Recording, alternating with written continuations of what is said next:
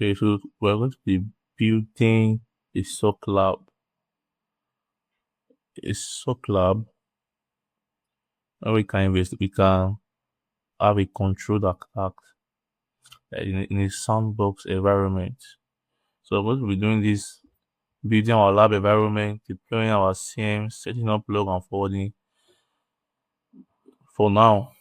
Then later we can stimulate attack and detect and investigate right of them our drop our findings. So the first thing we have to do is to get our virtual environment is your local virtual box. I cannot do a detailed process of downloading and installing everything. I think you can get that done on your own. So we have our Oracle Virtual Box. This is it. Then we install our Kali. Kali is a penetration tool. We're using Kali for our penetration testing later. Our Windows Server and Windows Workstation. So right now Windows Server is running. Yeah, we go to our Windows Server. So already think you should you install your Windows Server.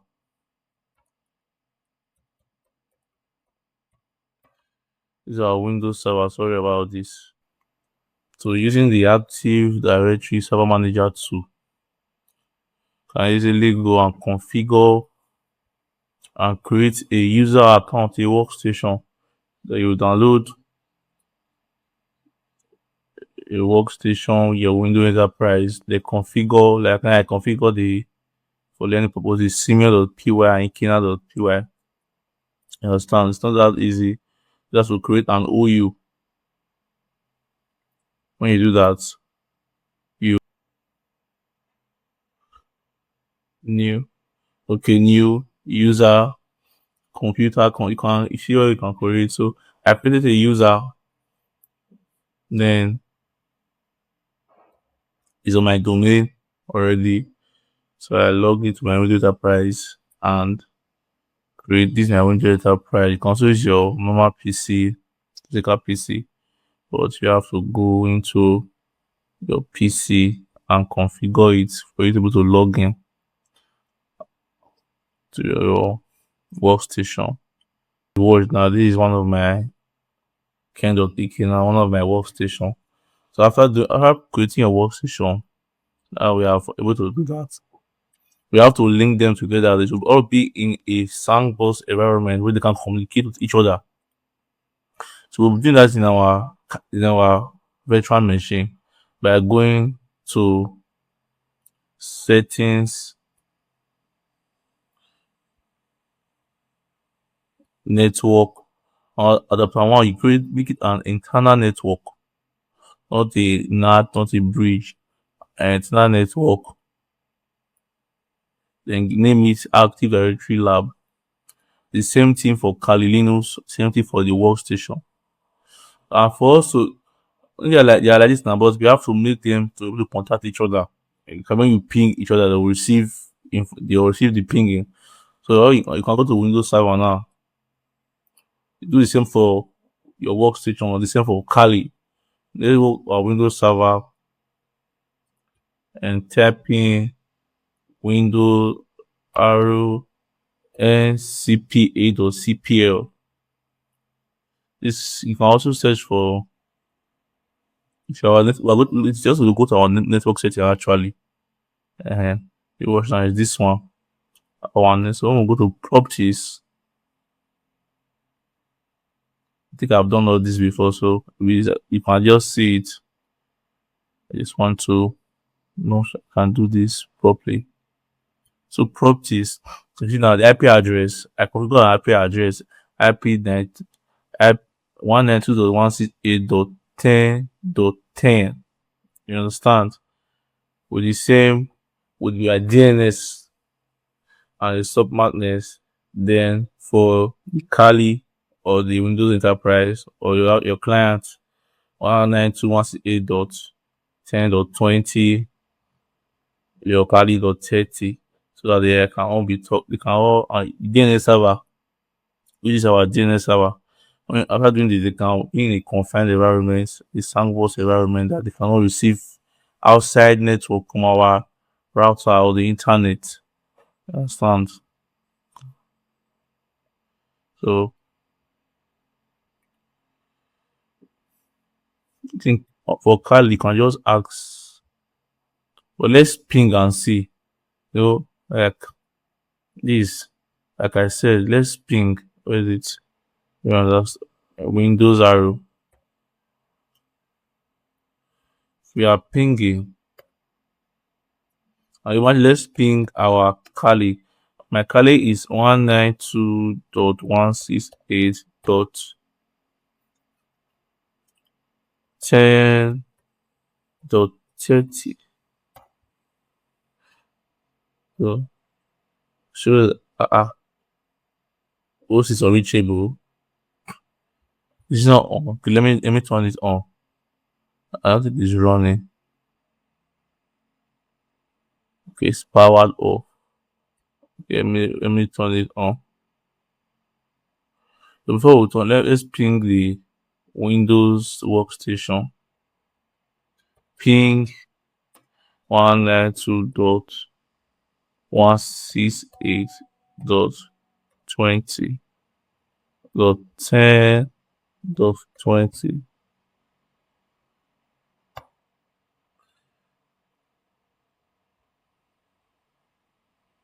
See, it's reachable.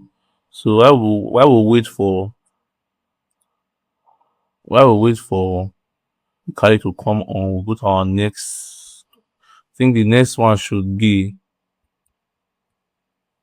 I think I downloaded that stuff, but let me just use this one to deploy your CMs.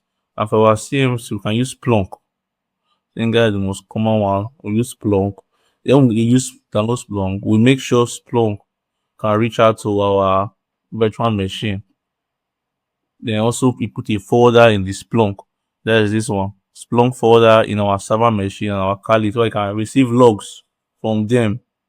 You understand? So that I'll be doing it. I have done it already, but I'll just be explaining what I did so that you understand. So first of all, you download Splunk and have an account with Splunk. Let's go to our Splunk. When you go there, Splunk is it. So let's leave this alone. Let's just go to Splunk. So you go to Splunk.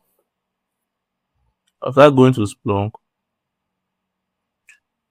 you go to settings.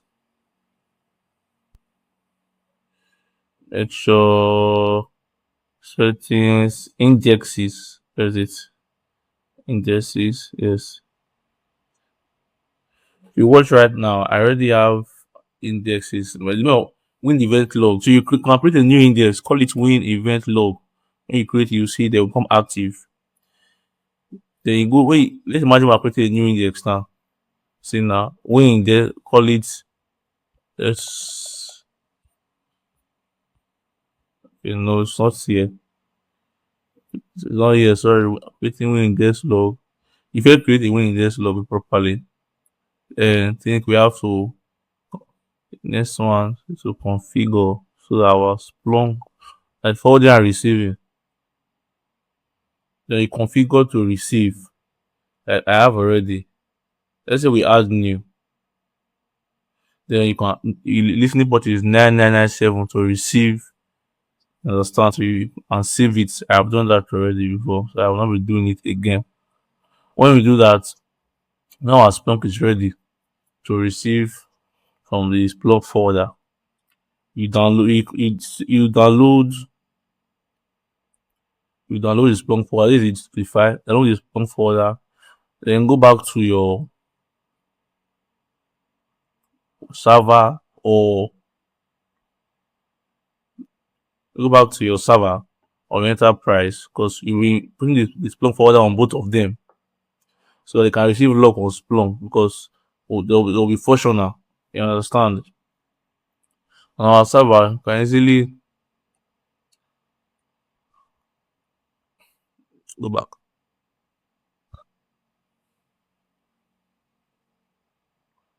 So you go back to your then before you can be able to drag and drop this to your virtual machine, you have to enable the bi-directional tool. Is it devices bi-directional? Then you can easily drag it. I don't think I'll be doing that. You can easily from there drag it to your virtual machine, both on your server and on your client. As it so you install it, follow the process, install it. Then after installing it, when I install this, it's not I have to manually do some other things. That is using this code. So you go to file, because let's remove all this. Let's you go to local disk, program files, look for your Splunk folder, etc. Then I think the systems, local, readme, output. These files were not here before. And if these files are not here, you cannot Splunk cannot like receive logs or information. uh What is one of them? And in case your Windows Defender is turned on, you can turn it off. In case this does not so work, you can turn off your Windows Defender at times. That one on your physical PC, not on your virtual machine. So I configured it. Watch this file now. All you have to do now is to go to your notes. Let me explain this. You go to your notes, run as administrator.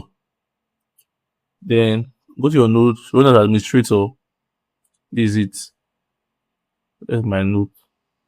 uh Go to your note, run as administrator. Then for the input.config.conf conf, you type in this code. When you went log, go to application 0 0 this. Then is the input. And you file, you save as. Make sure you type the name correctly. Text document, change to all files.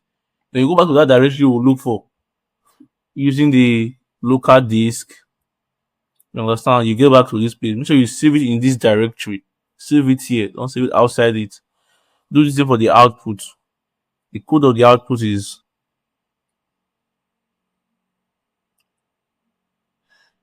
this is the output code.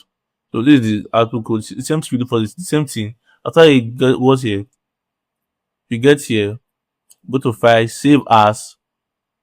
Make sure you as all files output.config, then save it like this too. Save it to the same directory. That means it's not there. I can just look for it now.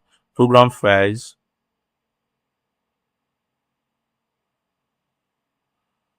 Splunk folder, etc. Systems, local. This is it. And you save it here. Understand? When you save it here, it should come out like this. So everything is properly placed, then you go to your, if you are working with your client now, you have to run administrator. You have to log in with your administrator name and password. And take note of that. You have to always run things on your client as an administrator for it to properly function. You get? So this is our server. This is our server as an example. So we'll go to our server now on CMD. Let's just, right, you understand? So for us to, then we'll type this code net stop Splunk forwarder.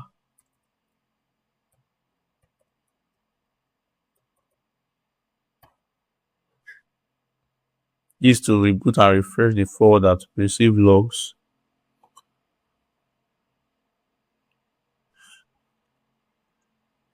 The net stop net start Splunk forwarder. So it's starting, you see. So while this is it's starting already. This our Kali is running.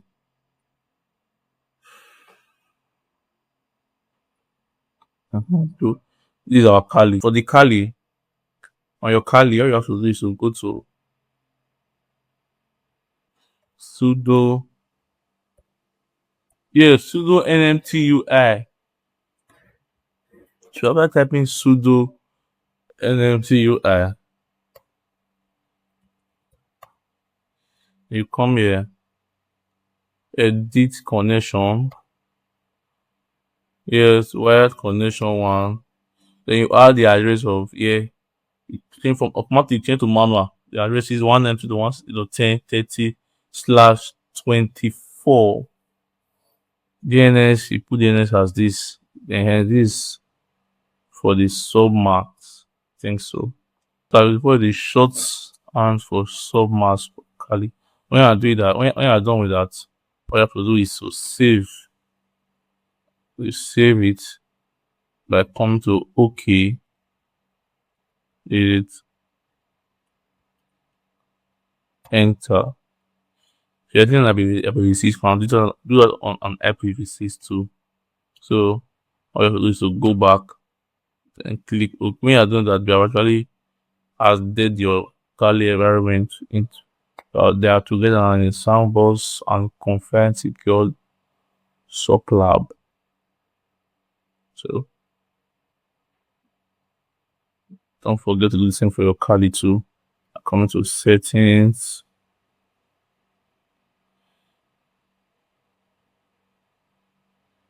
network. This now you can easily run attacks from your Kali to your Windows server in a confined environment that it will not attack outside your environment.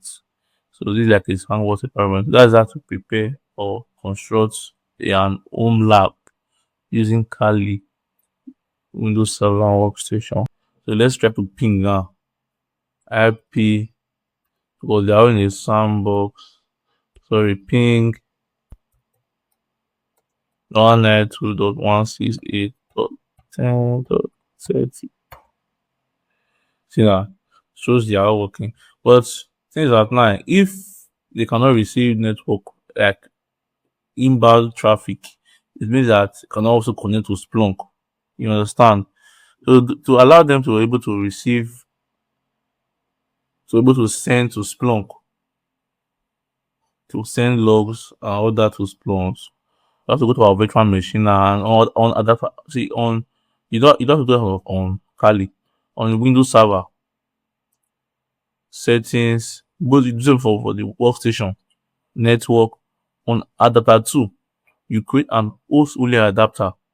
Then name it virtual bus host only intent adapter. This will allow it to receive inbound traffic from Splunk also. You understand? Then you save it.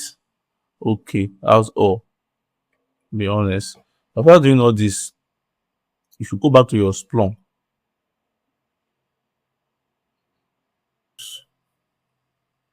collected, that the logs collected from two. You watch now. We have, I think, doing event logs, hosts. So I have two matching search, two hosts already. This is my server, this is my client. So your logs are already here. But this is already, this is the workstation already prepared. So it's not that difficult to do it, but you have to relax and take your time and do it. So let's also